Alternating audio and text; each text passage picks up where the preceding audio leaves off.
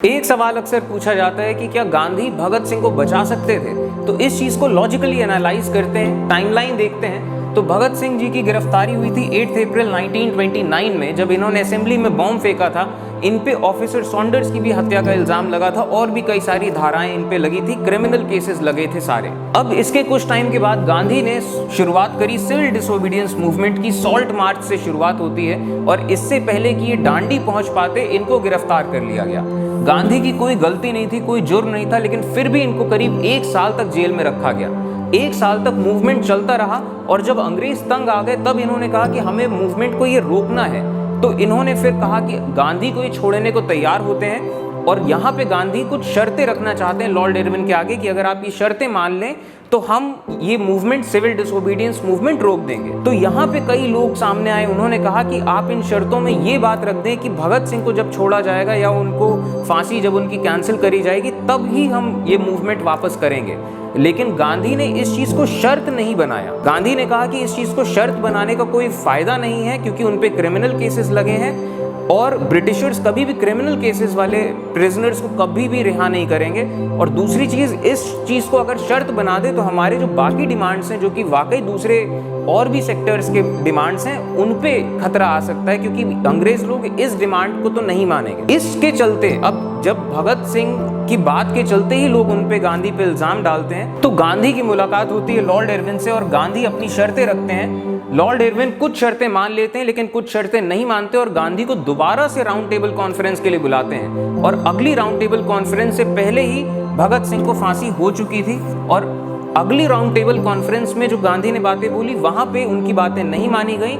गांधी वापस आते हैं हिंदुस्तान और यहाँ पे सिविल डिसोबीडियंस मूवमेंट दोबारा से शुरू कर देते हैं। लेकिन तब तक में मूवमेंट अपना मोमेंटम खो चुका था क्योंकि पब्लिक मूवमेंट्स बहुत लंबा नहीं चल पाते हैं, लोगों की कैपेसिटी होती है सैक्रिफाइस करने की। तो गांधी इस चीज को समझते थे। उन्होंने 10 साल लगाए थे नॉन कोऑपरेशन मूवमेंट के बाद, रेस्टिंग फेज के बाद दोबारा से 10 साल के बाद ये मूवमेंट शुरू हुआ था।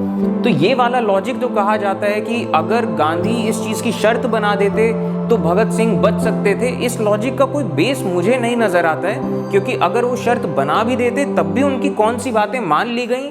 और ये भी बात है कि गांधी जब खुद बिना कुछ किए उनको साल साल भर जेल में रखा जा रहा है, कितनी बार गिरफ्तारियां हो रही हैं, जितने भी लोग आज़ादी मांगते थे उन सबको उठा उठा के जेल डाल दिया जाता है, तो कोई बड़ी बात नहीं थी। तो जब गांधी खुद को नहीं बचा पाए, इनके अपने साथियों को नहीं बचा पाए, कभी जेल, सब लोग कितना जेल गए हैं, तो ये कह देना कि गांधी अगर शर्त बना देते तो भगत सिंह छूट सकते थे, तो ये तो फिर वो बहुत ही हाइपोथेटिकल वाली बात है।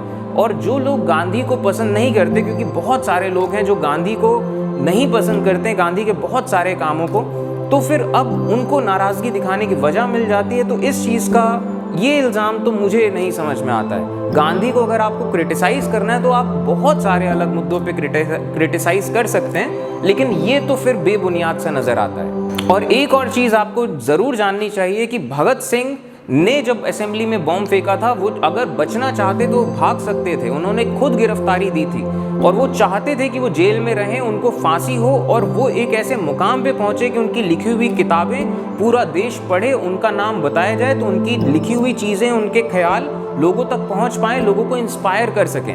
और भगत सिंह जब जेल में थे तो सब जितने बड़े बड़े कई सारे नेता भगत सिंह से मिलने गए और सब तरफ पूरे हिंदुस्तान में पंजाब के एक लड़के होके पूरा हिंदुस्तान उनके लिए उमड़ पड़ा था।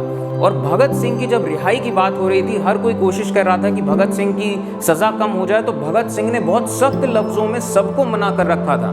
भगत सिंह के जो फैमिली वालों ने माफ़ीनामा लिख रहे थे अंग्रेज़ों के लिए कि हमारे बच्चे की सज़ा कम कर दो, तो भगत सिंह ने बहुत कड़े लफ्ज़ों में अपने घर वालों को मना किया था कि मेरे लिए माफ़ी की, रिहाई की दुहाई मत मांगिए।